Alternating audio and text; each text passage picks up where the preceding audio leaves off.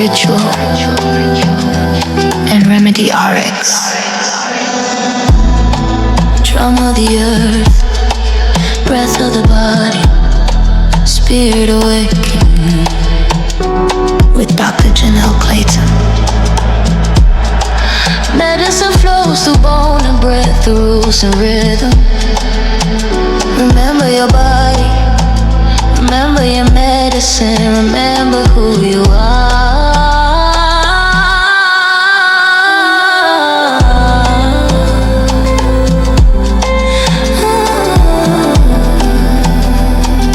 Ritual and Remedy RX, where healing becomes ceremony. All right, welcome back to Ritual and Remedy, the podcast where we explore the practices, people, and possibilities that help us release what no longer serves us, restore what truly matters, and radiate from within. I'm your host, Dr. Janelle, and today's guest embodies what it means to courageously reinvent your life and follow the calling towards deeper authenticity. Today joining us is Justin Natoli. Hello, Dr. Janelle. Oh, hi. Also, Justin, I should ask your pronouns. All pronouns accepted. Okay. Awesome. Justin is a psychotherapist, psychedelic educator, author, retreat facilitator, and founder of the queer medicine community. Justin's path is anything but conventional. After graduating from Northwestern University and UCLA School of Law and building a successful legal career, he made the courageous decision to leave a life that looked successful on the outside in order to pursue a life that felt aligned on the inside. And that journey ultimately led him here. So today we'll explore what it means to become who you truly are with Justin Natoli. Yeah, thank you. Really happy to be here with you today. I'm joining you from the Sun and Moon Ranch, which is a retreat space that I'm building with my husband. And we love hosting and renting the space out for people who want to have retreats and other experiences. So sunandmoonranch.com. I can't wait to check it out. So I met Justin at Trikuna Institute's PCU conference, and we were on a panel together, and I got to know about Justin and his work, and it's just so amazing.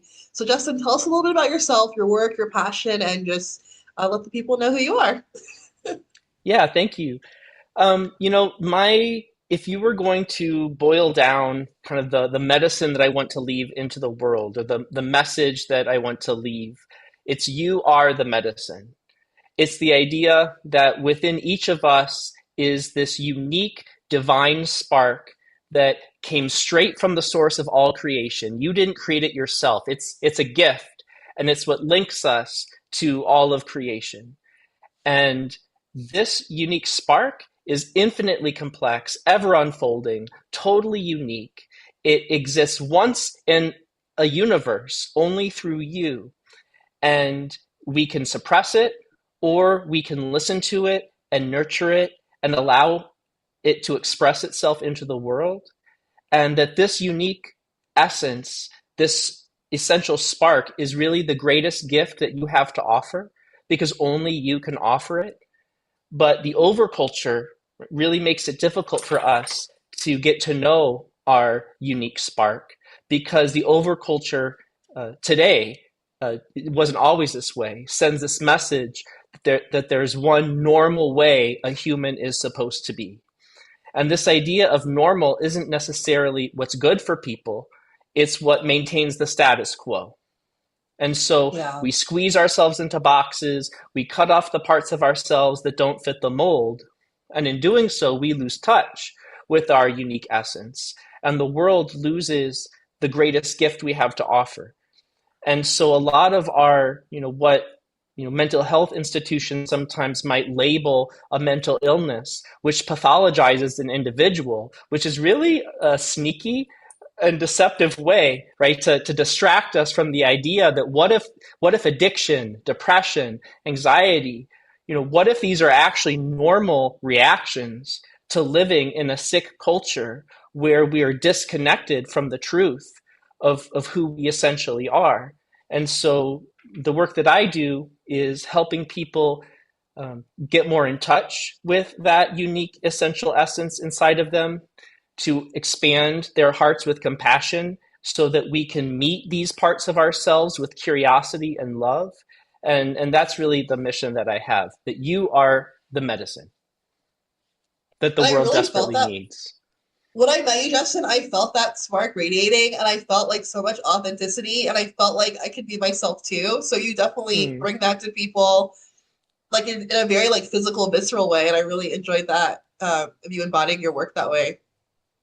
thank you. It Um, makes it safe for other people, right? yes, Like with when you are yourself, it just radiates out and it makes other people feel safe and comfortable to be themselves and curious about themselves. absolutely. So we talk about people like kind of waking up right now in the world, like the mass awakenings, people really turning within, trying to kind of reconnect to themselves. What can someone do if they've realized they've kind of been hiding that spark or disconnected? Like, what would that look like as they're kind of waking up to their environment and the people around them and their choices they've made so far? So how is it that people can get started on that journey of reconnecting with their essential self? Yeah, how they can get started, and also like what happens when you do kind of snap out of it and you're like, oh Mm. crap, like I've built this life I don't want. Mm. Well, it's scary. It can be really scary, huh? When I was, I devoted. It feels so long ago, so I really appreciate you bringing up this idea of the legal career. I think it was over like 15 years ago, and so it feels like in such the distant past. But I'm really happy to have that come up again in my awareness at this stage in my life, and just how scary it is because we construct our feelings of identity, and it's secure. The familiar is secure, and it sure is rewarded by the overculture and the people around us. And so there's so much reinforcement in and safety and money involved in trading in our essential spark to the overculture for safety and money and belonging. That, yeah, it really takes a lot of courage. It can be really scary to realize that um, you're not who you've been building your life around. And at the same time, I don't think that most people have this flash of realization of who they really are. I think it's more like they're just uncomfortable and unhappy and they don't really know why. And so it's not that like, oh, it's because I'm really meant to do this other thing. It's more like, oh, I'm just kind of shut down. I'm feeling dead inside. I'm kind of feeling like a husk of the person that I used to be. I'm missing a sense of aliveness, right? And so that's usually the problem I think that people are trying to solve, not even aware that what's happening is that they're disconnected from their unique essence. Oh, that's amazing. So when people are kind of on this path to live authentically, um, what kind of other things come up? Like you speak to kind of the evolution of our souls, evolution of who we are. Can you speak to that and kind of give some guidance around that? Mm. Yeah. So anything that I say is because of my own personal journey and my journey helping others. Nothing's going to apply to all people. So I'm not espousing truth, but if what I say resonates with you, great. And if you have a different truth, that's great too. But it seems like we're not this like fixed entity that we can just define and capture with a label for our entire lives. Everything in the universe changes. So why wouldn't we as well? Why wouldn't our unique essence always be unfolding, always be revealing new aspects of ourselves? So I don't even know if it's valuable to say, oh, like I've found the label of who I am. It's more like, am I in a living relationship with my unique spark? Right. And just like a friend, right? If you stop being in a relationship with this friend, the relationship is going to degrade. If you stop being curious about them, investing in them, spending time with them, relating with them, the relationship is going to turn into a husk and fall apart. And it's the same thing with us. So I think it's less about discovering who am I and more about how do I create a living relationship with this unique essence inside of me. That's amazing. I think, having the skill set is really important. And you're really speaking to that, the skill of learning, okay, what doesn't serve me anymore? How am I evolving? Doing the self-reflection. Those are all really beautiful skills to have. Which leads me to my next question. So many times in wellness, people are expecting to feel really great. Also, sometimes with therapy and psychedelics, and even with chiropractic for myself, people want to feel the good feelings before kind of the other discomforts. So, what would you tell someone kind of on their wellness journey, or what is your approach when like shadow work or bad feelings start to come up as we start to kind of prune back the layers on our healing journeys? Yeah, and by the way, are you hearing my dog barking? Should I take I care of like that? it. I hear Is that him. okay? Because I can put him in his crate. No, it's fine. He's here. Okay. I'm recording at my office because usually my cat's gonna climb up and say hi Uh-huh. like at some Yeah, point. we're on the ranch, so there's all this life, running around on the Yeah. ranch, and so he sees something and he's gonna run around and bark at it. So the question is, how to navigate the uncomfortable aspects of like the hero journey. Yes, because I think like in the current wellness culture, which is becoming more mainstream, a lot of times where people start to get the idea of, oh, I'll reach out, like maybe they'll see someone like you or me, and they'll say, oh, let's reach out, and there's all these benefits that people talk about, but a lot of times we're hitting like when we start to kind of hit those layers of trauma or stuff that's holding us back, it doesn't feel that great. Hmm. So, how do you address that with people, and what do you have to say about that? Yeah, that's a great question. Number one is always resourcing. So in trauma work, in any type of trauma work, stage one after assessment is resourcing, right? How can we connect to what it feels like in our bodies to feel safe, to feel open, to feel curious? And if we don't have that, well, then yeah, it's going to be an uncomfortable ride to just open the door to all these painful experiences from our past. And I think a lot of times in therapy, when I consult with other clinicians, uh, it's usually when they're having trouble with that, it's usually because they haven't spent enough time resourcing with their client and they're rushing too soon into the deeper work. And so I would Yeah. say like, yeah, it's perfectly like we need to have a solid home base that we can feel like we can access and return to when things start to feel shaky. So do we have social support in our lives?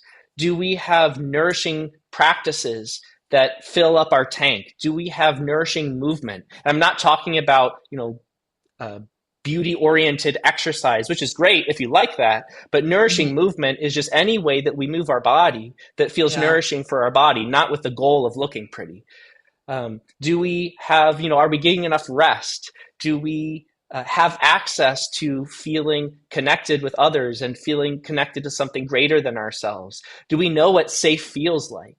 And so we'll just spend a lot of time on that, to pack our bags for the trip before going on a journey. I love that. That's a great analogy. I love that. I'm thinking of some ways where I can build some more resources for myself lately. I'm like, oh yeah. Hmm. It's trouble. It's hard because Yeah. um, they're usually the things that are not immediately pleasurable. Sometimes they are, right? But a lot of times it's like, okay, I'm so depleted that I don't even have the energy to get out of the house, right? To go on Right. that hike, right? Or I just feel like nobody wants to connect with me when I'm feeling down in the dumps, so I'm not even gonna reach out to the people who love me. And so, yeah, and then we can get down on ourselves. We can beat ourselves up like, oh, I know I should be doing these things, but I'm not doing them. So now I'm feeling even worse. Yeah, it can tend to spiral. It can tend to spiral. And like you said, even simple things like preparing a good meal for yourself, resting, taking a bath, like just really basic things and just giving yourself that time can make a huge boost in your energy and your in and then you can kind of spiral up to better choices. Absolutely. Hmm. Okay, I want to talk about the queer healing in your community that you're building. So you founded the queer medicine community. What inspired you to create that space? I was in the Awe Foundation's 3-year psychedelic and transpersonal therapy program. It's really, I encourage anyone to check it out. They're not doing that specific program anymore. Now it's the ecstatic mysticism program, not specifically geared towards psychedelic assisted therapies. But still, I think the one of the most, other than my marriage, the most life changing experience that I've ever had. And it was through the course of that program that the concept of queer medicine really came to me. And because so much of that is community, right, and belonging, and we disconnect from our authenticity because at an early age we learned the hard lesson: oh, I can choose authenticity or I can choose belonging. And when Mm, we're at an early age where we need the connection and approval of our caregivers, of the people around us, we're designed to choose uh, connection and belonging every time, even if it yeah. means sacrificing our authenticity. So, community is medicine. So, I wanted to create a space where people can rediscover together and be encouraged together to discover our unique essence, in particular with different retreats, different types of gatherings. So that's really the purpose of the queer medicine community. And by queer, it's all genders and sexual orientations are welcome, because at the queer medicine community, queer just means we reject the idea that there's one normal way a human is supposed to be, that differences are sacred, and that everyone has gifts to contribute to the tribe. I think that definition of queerness, I've talked to a few people lately where they're kind of having these queer awakenings and realizing they are part of the community. Thank you for speaking to that definition because a few people have asked me, and I'm still learning a lot about it myself and my identity. I love that definition. I think that's something that a lot of people can connect to. Thank you. I redefined queer in a way that suits my experience, and this doesn't fit for everyone. So I'm not going to, demand that Yeah. you agree with this.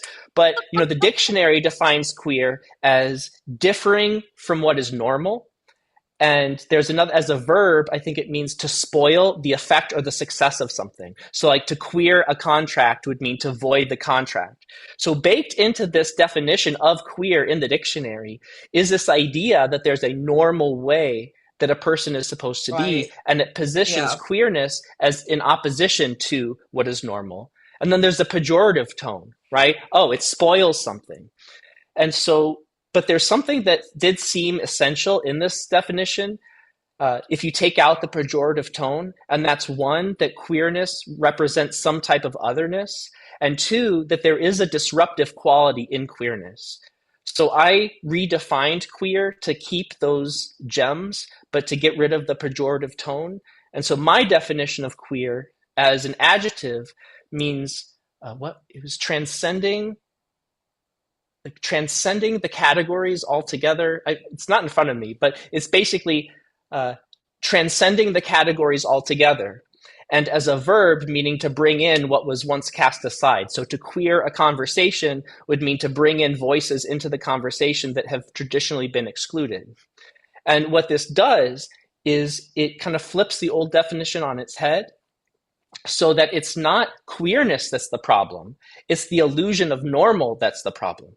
Oh, transcending the categories in a way that disrupts a dominant illusion. Yeah, that's my definition of queer, right? So it disrupts a dominant illusion. Now that's the problem, not queerness. And it keeps the disruptive quality because it does disrupt something. But I believe that dominant illusions need to be disrupted for there to be Right. evolution and growth. And what this definition also does is it expands queerness beyond gender and sexual orientation to all the parts of ourselves that transcend the dominant categories. So, and what it does is it turns queer from a label describing people to an archetypal energy that exists in everything and everyone to some extent.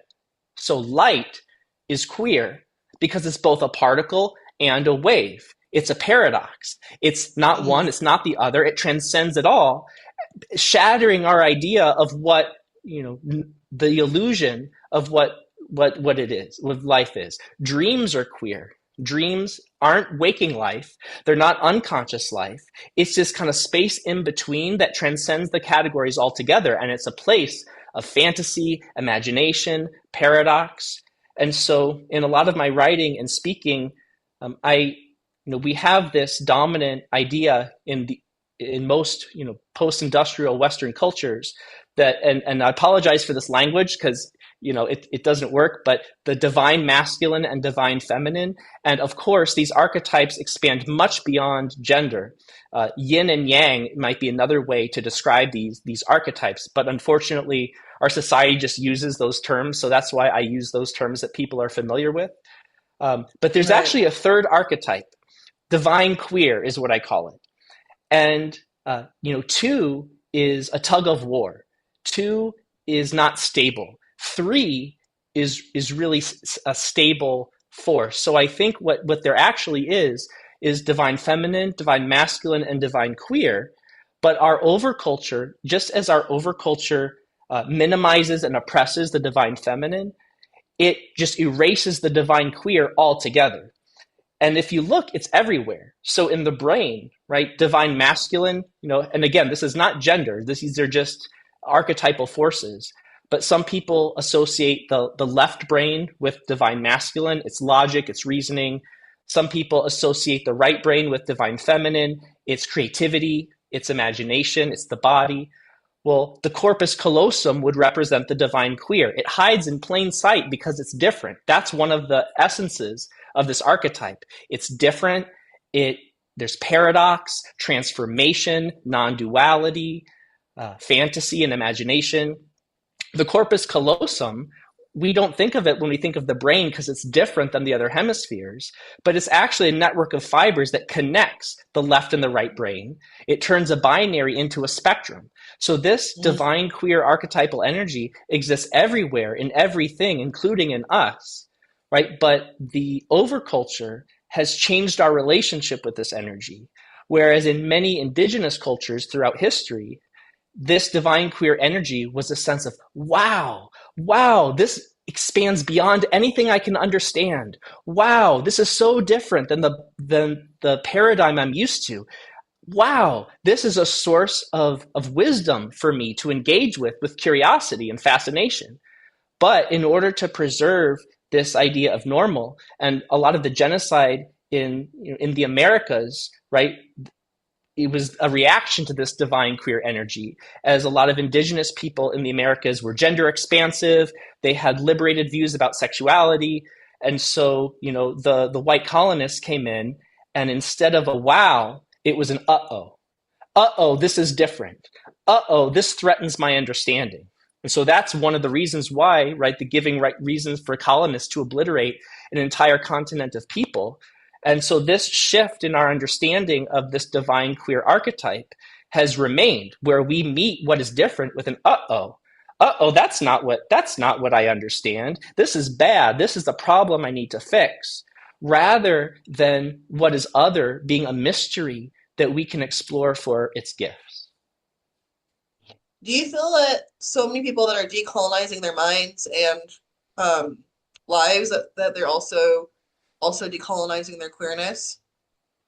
I think they just go hand in hand, because so much of what has been imposed on us as normal is it sustains like a colonist economy, a colonist world. Just ideas of gender, right? Like, okay, we're going to make the most important quality of a person, this concept of gender, and now we're going to use this to organize our entire society. It's kind of what post-industrial colonist society is based off of. Yeah, that's true. And just the leeching of resources, even if those resources are our own energy and sexuality and expression, right?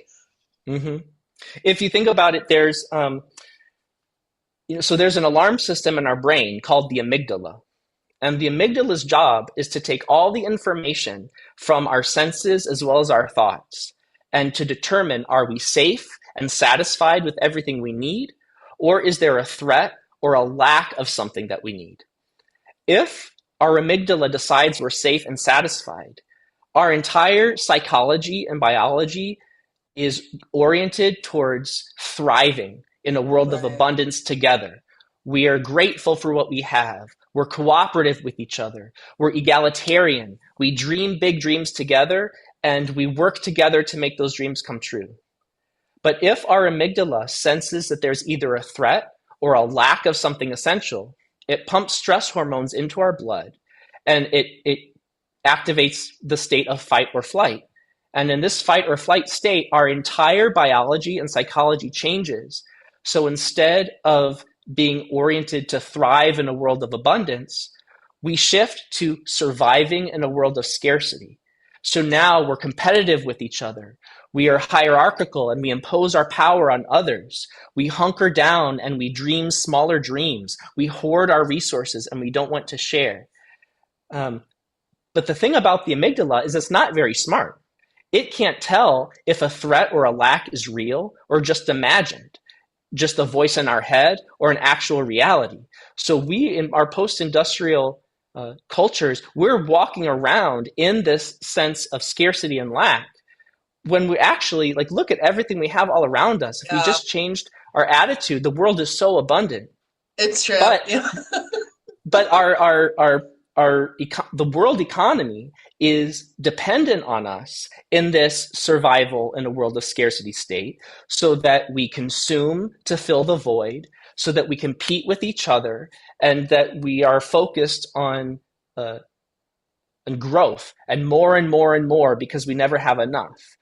And part of that is disconnecting us from our unique essence. We're meant to have more connection than we have. We're meant to have more sexual pleasure than we have. We're meant to have more relaxation than we have, right? And so, and even our unique essence, because it can be a threat to the status quo, even who we really are becomes a threat that our amygdala responds to, putting us into fight or flight. And so, you know, this is all part of the same picture of, you know, embracing our unique essence. It's how do we return to a world where wealth is our relationships, where wealth is clean water and clean air to breathe. I love that. I've never heard it described that way. It's such a beautiful picture. And it's true, like when you see even like children playing or just naturally how you are, you want to share, you want to communicate, you want to Mm-hmm. tell stories, you want to play, you want to have fun. Like that's naturally what humans want to do when we feel safe. Mm-hmm. And it's just so sad that yes, and then people call it being smart. Oh, let me hoard my resources. Why? Like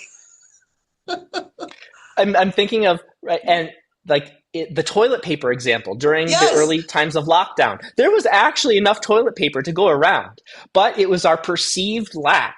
It was our perceived yes, insecurity caused us to literally, people got into fights over fighting, toilet paper and fighting. hoarded it. And that's actually what we're doing on a grand scale every day. Every day. And I thought one time, I'll share this with you. I haven't said this to anyone, but I was like, everyone bought toilet paper, but no one bought soap. I was like, I was We had so much because we retired it, but we ran a Burning Man camp, and so we actually had so much hand sanitizer and like literally 6 months worth of toilet paper. But we just used a bidet. It's like, why aren't people just getting bidets? That's yeah, I'm like, kind of for if the germs, shouldn't we be getting soap? But that just shows you how silly it is when we get in fight yeah, or it's flight. silly. Uh Silly. huh. So since we're talking about play and fun, what role does play bring to mental health and wellness, and like how do you teach that to your people that you're working Mm. Play is essential because play is trying something on with curiosity and not being too serious about it. And that is actually, I'm so glad you brought up play because that's actually how we make room for exploring our unique essence. We try on different roles. We see what fits. We don't take things so seriously, thinking like, oh, if I have this sexual experience with someone that falls outside of what I think of myself as generally attracted to, that means something about me, or there's a label. Can I just be curious and explore and not take it so seriously and use it as almost like an experiment? It's like, oh, well, that was so I don't think I'll probably do that again. That's a much lighter attitude. And that's actually how we start to get in deeper relationship with our unique essence, is through this sense of play. That's how children learn about the world. And that's part of, I think, why psychedelics are so helpful in this journey, this queer journey of reconnecting with our unique essence, because it gives us this state of play where it breaks the old rules about reality and everything. And we're allowed to simply try things on with a state of curiosity. I was talking with one person who discovered their gender expansiveness after a psychedelic experience because as part of their journey they were just trying on different bodies, seeing what fits, and they had never gotten a chance to do that before, and they emerged from that experience like, wow, I have a deeper relationship and understanding with myself because I had permission to play without needing it to crystallize into something essential about me. That's amazing. So, what initially drew you to adding psychedelic assisted therapy to your therapeutic offerings and practices? I think, my entire life has been um, geared towards psychedelic assisted therapy, where, I was a theater kid growing up. I was really interested in musical theater. And so great. Yeah, that's actually a part of it. You're singing songs, you're playing instruments. There's a theatrical element to psychedelic assisted psychotherapies, especially in a group context. There's a flair of drama, just being a ritualist in general. And so like from an early age, I was practicing those you know those skills, and in therapy kind of just finding that something was really needed beyond traditional talk therapy. It's very helpful, but it's also so limited. I What kind of unlocked it for me was Hokome, the Hokome Institute. I really have a deep love and respect for the Hokome method, which is a therapeutic modality. It's a mind body method of guided self study. And so I was involved with the Hokome community for many years, did a lot of their trainings, was assisting their trainings. And kind of what it is how do we slow people down into, and it's kind of psychedelic in that it expands a little bit beyond just our left brain consciousness. How can we take people on a guided journey within ourselves in a place that's very nonviolent, very culturally aware of ourselves and our positioning? And when people ask how to become a psychedelic therapist, I say go to Hokome, like take some Hokome courses, and at least a level one training, because it really is the best psychedelic assisted therapeutic method that I've ever encountered. And I've done IFS, I did the CIAS program, I did the MAPS MDMA therapy training, and Hokome still was I think the best training I got in the actual skills of psychedelic therapy. And so I was already taking people into states of expanded consciousness just with our words and our bodies and movements together. And so it just seemed natural when ketamine assisted therapy became legal that that's really opened a door for a new type of experience. And my favorite way to work is actually a psycholytic therapy, which is either a smaller dose than the big journey or after they're coming out of the journey. And this is such a rich space where people actually have that sense of play and openness that's essential in discovering our unique essence. And there's so much we can do in this magic window of time where you're still here in reality, but there's also you have a toe dipped in this expanded consciousness too. It's the queer space. It's the space in between. And it really is my favorite way to work with people. It was really unfortunate that MDMA therapy, it didn't pass the FDA. I'm really, can't wait for that to happen, because I really think that will open up even more potential for people to get the deep healing they crave. Mm-hmm. I've never heard it called the queer space, but it totally made sense when you said it. And I Hmm. was just telling someone the other day, I was like, I love that moment, like with ayahuasca, where you're not quite in it, but you're not quite out. Hmm. That's when I feel like personally on the journeys I've done with ayahuasca, so much insight like really would start like in a physical way too. So I love how you Hmm. describe that. Yeah, I think, well, and that's what queer energy is. It makes transformation and evolution possible Yeah. because it turns the binary into a spectrum, and it opens the door for something completely new outside of what has always been. So what are some common misconceptions people have about psychedelic healing? I think one big one is that it's while you're high that's the experience, and that puts so much pressure on the medicine, the dosing component of the experience, and it's really your whole life, right? Integration is your life. It's not like a period of days afterwards. And so I think people have these huge expectations about what one simple psychedelic experience will give them. And then they're disappointed because they emerge from the journey. Well, I didn't get what I wanted. Like, well, you just did the journey yesterday, right? Like how, like, what do you, like that's, I mean, okay, but if you're really committed to that idea, great, but you just did it yesterday. And and so that, I think, like the magic bullet idea, I think is a common misconception, as well as, it is so hard for people when it comes to creating intentions, because I think there's this common attitude that the intention is this letter to Santa or Yeah. this secret password that they have to find. And if they can find the secret password, then they can unlock the safe of their psychedelic experience and then they'll get their treasure. Like, okay, that is not how intentions work, right? It's not a secret code that you have to crack. You're stressing out pretty much about this, and that's not helpful. It's more like an intention is just what is the frame of mind that you're bringing to this experience. And as soon as you commit to the psychedelic experience, that's when the journey starts.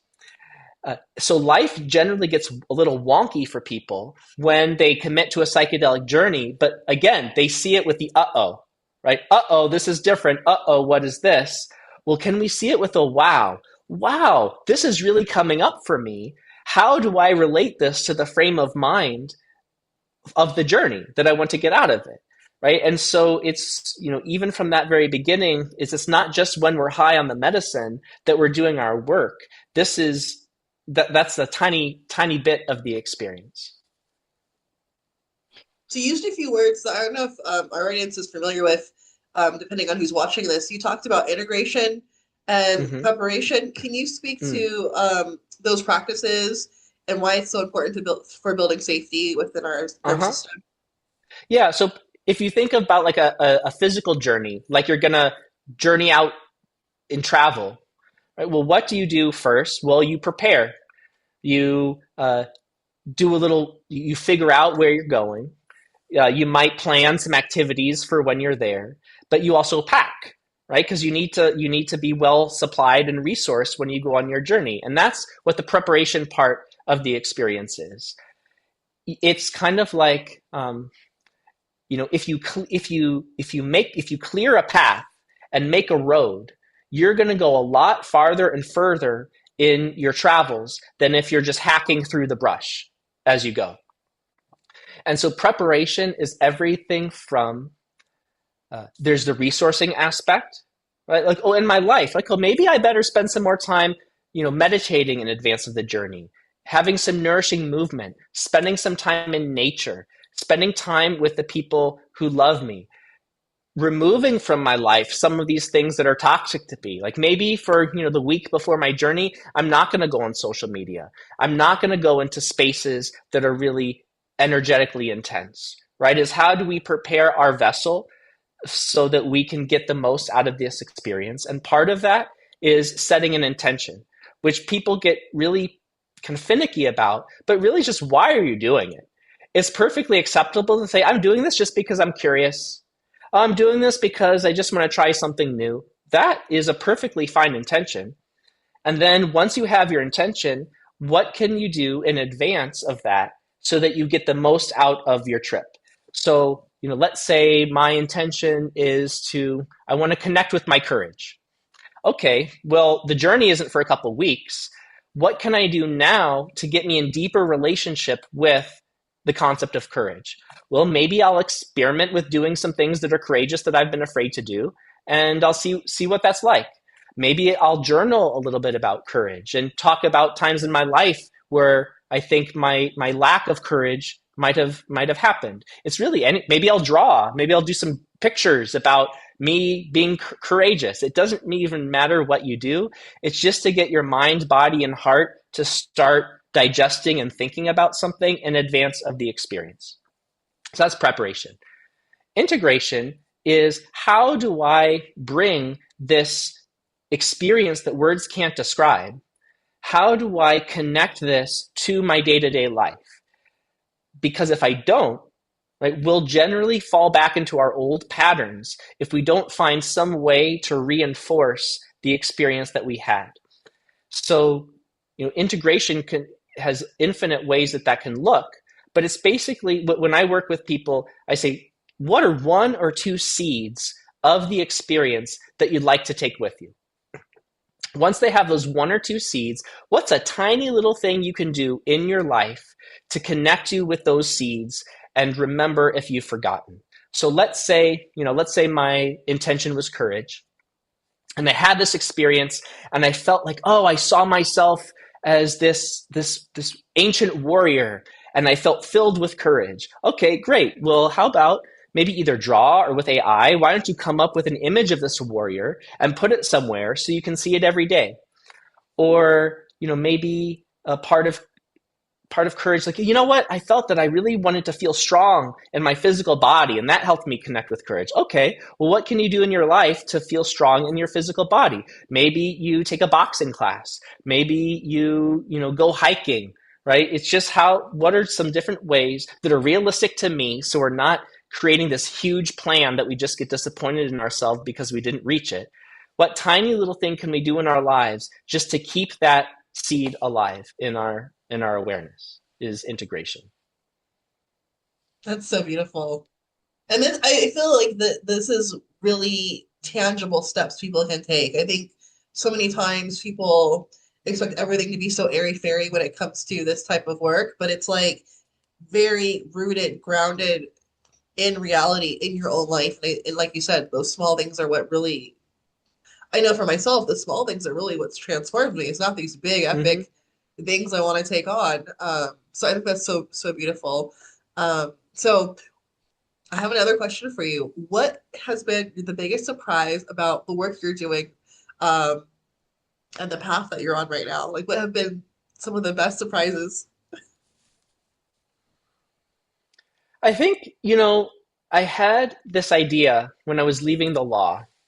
I had this idea that, well, that's as successful as I'll ever be. Looks like, I have to get used to living this other type of life. It's, just to have my passion. And the surprise was, and I granted that I do carry a lot of different privileges. And so I just want to name that that's an element of it too. But the surprise was how much the universe comes to meet you when you're actually listening to the voice of your unique essence, when you're actually in that flow. It's almost magical. Just the people and the opportunities and the experiences. It's like the universe is meeting you halfway when when you're in line with your path. I love that. All right, Dustin, if someone is listening and they feel trapped between who they've been and who they're becoming, what would you want them to know?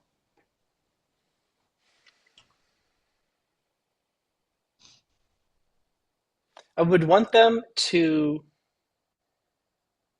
I think maybe the first step is like in that process in general, in my experience anyway, is like shame. Oh, I should be this thing, or I'm not doing this good enough. And the number one step is just really a lot of love and compassion for yourself. Of course, we're disconnected from our authenticity. It's in our culture. Is a phobia, is a cutting off of that. And so it's not your fault, first of all, if you're not feeling in tune with your authenticity. And so one is that self-compassion, and two, bit by bit is how we do anything. And so, for me, if like, oh, this is big idea and oh crap, I'm never going to get it, or oh my God, this feels too big. The way we do anything is bit by bit. So how do you just wiggle your little toe in the direction of your authenticity? What is something that's manageable and actually feels nourishing for you? And then two is we can generally only make 2 changes at once. Any more than 2 changes over a course of 3 or 4 weeks, it actually stresses out our nervous system and we're more likely to fail and then feel bad about ourselves and tell ourselves that, oh, I'm a person who fails and we never try again. Don't do any more than 2 changes in your life at a given time. Give it 3 or 4 weeks and then add another change from there. That's really good. That's really amazing. Yes. We don't want to overwhelm our nervous system. Now, Justin, what do you believe that becoming ourselves? Oh, sorry. Again, edit. Okay. Do you believe that becoming ourselves is the ultimate healing journey? Why or why not? Mm. Yes, and even bigger than that, it's the ultimate collective healing journey, because not only does it heal ourselves as far as like we have this brilliant person inside of us that's right there from our first breath to our last, whispering its wisdom to us, hoping that we'll listen. What a healing experience to get to know this beautiful, loving essence inside of ourselves that's so wise and so creative and just wants the best for us. But at the same time, it's also the ultimate collective healing experience too, because you are the medicine that this world needs. Just like you said, when you're in the presence of someone who's living their own authenticity, it's contagious. It gets us curious about what's possible for us. And so, yeah, this is really a journey that we can only take together. And it starts by really discovering what is this unique medicine inside of you that only you can offer. And then how can you offer it to the world?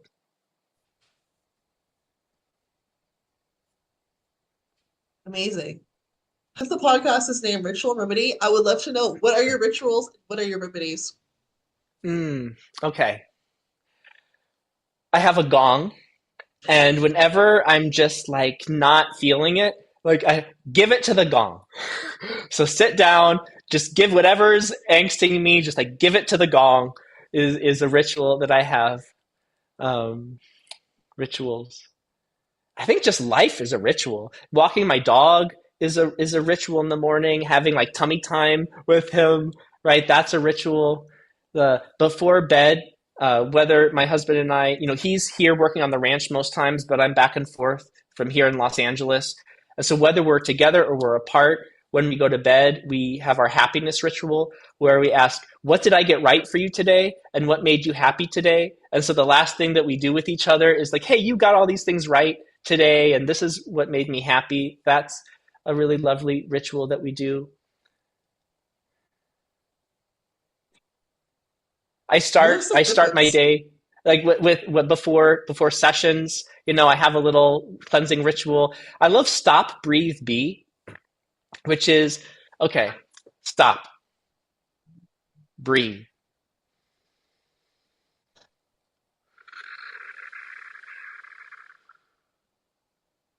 be.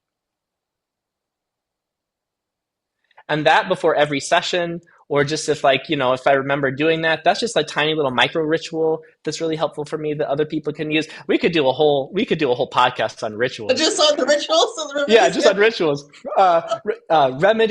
Remedies. Wow. It's like play is a remedy. Vibrant sex is a remedy. Good food, good people, being outside. Uh, I've been drinking a gallon of water every day. There you go. Yeah, it's just like what? Yeah, just you are a remedy. Your unique essence is the best remedy that you can offer. I love that. So if people wanted to work with you or do a retreat or do therapy with you, how do they find you? They can find me at justinnatoli.com. On Instagram, I'm therapy with Justin. Uh, queermedicine.com and sunandmoonranch.com are all ways that you can get in touch with me. Awesome. All right, as we close today's conversation, I'm struck by a simple but powerful truth. Healing is not about becoming someone else. It's about becoming more fully yourself. Justin's journey reminds us that sometimes the bravest thing we can do is release the expectations, identities, and stories we've inherited. Whether through therapy, mindfulness, psychedelic experiences, community, or self-reflection, the path of healing ultimately brings us back home to ourselves. Justin, thank you for sharing your wisdom and your vulnerability. Thank you. I had a lot of fun with you today. I did too. I feel like that stop, breathe, be should be a t-shirt. That's got to be a Hmm. t-shirt for the ranch. When you make it, give me one. I'll wear it.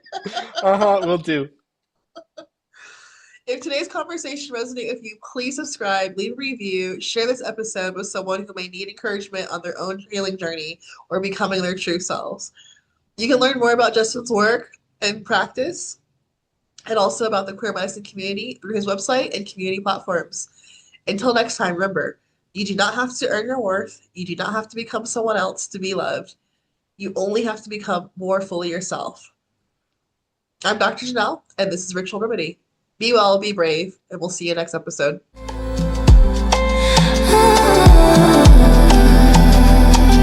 Ritual and Remedy RX, where healing becomes ceremony. Earth below, sky above, medicine rising through my blood, where science meets spirit and healing becomes real. Body awaken, spirit alive, the medicine lives inside. Ritual and remedy inside. Ritual and Remedy RX. This is a space for transformation, for truth, for embodied wisdom. Rituals